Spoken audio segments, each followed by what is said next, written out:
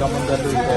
ಅವರು ಮಾತಾಡಿದ್ದಾರೆ, ಮಧು ಬಂಗಾರಪ್ಪ ಅವರು ಮಾತಾಡಿ ಹೋಗ್ತಾ ಇದೆಯಾ ನೋಡಪ್ಪ ಅಲ್ಲಿ ಏನಾಗಿದೆ ಅಂತ ನನಗೂ ಹೇಳಿದ್ದಾರೆ. ಕಾಂಪನ್ಸೇಷನ್ ಕೊಡೋದು, ಪರಿಹಾರ ಕೊಡೋದು ಕೂಡ ಇಮಿಡಿಯೇಟ್ ಆಗಿ ಮಾಡಿಸೋಣ. ಅಧಿಕಾರಿಗಳು ಮಾಡ್ತಾ ಇದ್ದಾರೆ ಅವ್ರ ಕೆಲಸ. ನಾನು ಫೋನಲ್ಲೇ ಅವರು ಡಿಸಿ ಅವ್ರು ನನಗೆಲ್ಲ ವಿಷಯ ತಿಳಿಸಿದ್ರು. ನಾವು ಕೆಲಸ ಶುರು ಮಾಡಿ ಅಂತ ಹೇಳಿದ್ರೆ ಅದರ ಪ್ರಕಾರ ಅವರು ಕೆಲಸನೂ ಮಾಡ್ತಾ ಇದ್ದಾರೆ. ಈಗ ಪರಿಹಾರ ಕೊಡೋದು ಮಾಡೋಣ, ಮನೆಗಳದ್ದು ಹಾನಿ ಏನಾಗಿದೆ ಅದಕ್ಕೂ ಪರಿಹಾರ ಕೊಡೋಣ. ಆಮೇಲೆ ಕರೆಂಟ್ದು ಕೆಲಸ ಈಗ ನಡೀತಾ ಇದೆ. ಸೊ ಆದಷ್ಟು ಇದನ್ನೆಲ್ಲ ಒಂದು ವಾರದಲ್ಲಿ ಕಂಪ್ಲೀಟ್ ಮಾಡೋಕ್ಕೆ ಟ್ರೈ ಮಾಡೋಣ.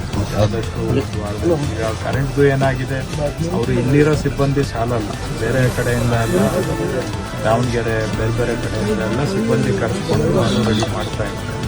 ಇದೂ ಸಮೀಕ್ಷೆ, ಇವತ್ತು ರಜಾ ದಿನ ಇದ್ರೂ ಕೂಡ ಅಧಿಕಾರಿಗಳು ಬಂದು ಎಲ್ಲ ಕಡೆ ಸಮೀಕ್ಷೆ ಮಾಡ್ತಾ ಇದ್ದಾರೆ. ಡಿಸಿ ಅವರಿಗೆ ಹೇಳಿದ್ದೆ, ಇಮಿಡಿಯೇಟ್ ಆಗಿ ಎಷ್ಟು ಫಾಸ್ಟಾಗಿ ಆಗುತ್ತೆ ಅಷ್ಟು ಬೇಗ ನೀವು ಸಮೀಕ್ಷೆ ಮಾಡಿ ಸಮೀಕ್ಷೆ ಮುಗಿದ ಕೂಡಲೇ ಏನೂ ವಿಳಂಬ ಆಗದಂಗೆ ಪರಿಹಾರನೂ ಪಾವತಿ ಮಾಡಬೇಕು ಅಂತ ಹೇಳಿದ್ದಾರೆ. ಸ್ವಲ್ಪ ಹೆಚ್ಚಿಗೆ ಕೊಡಬೇಕು ಅಂತಾನು ಬೇಡಿಕೆ ಮುಖ್ಯಮಂತ್ರಿ ವಿಶೇಷವಾದ ಪ್ಯಾಕೇಜ್ ಎಲ್ಲ ನಮ್ಗೆ ಇದು ಮಾಡ್ಕೊಡ್ಬೇಕಾಗುತ್ತೆ ಸರ್ ನೀವು. ಆಮೇಲೆ ಇನ್ನೊಂದು ಸರ್ ಬ್ಯಾಂಕಿನ ಸಾಲ ಕಟ್ಟಕ್ಕಾಗಲ್ಲ ಸರ್. ಬ್ಯಾಂಕಿನ ಸಾಲ